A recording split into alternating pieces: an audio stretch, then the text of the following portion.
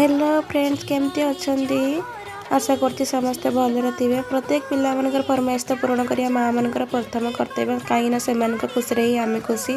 आज मो पु बटर आ पनीर आनिकला कहला बटर पनीर सहित रोटी बनाओ। तो मुझे फास्ट कौन कला पनीर टाक अल्प टे भाजीदेली आपण इच्छा जब न भाजी करा चाहते करें।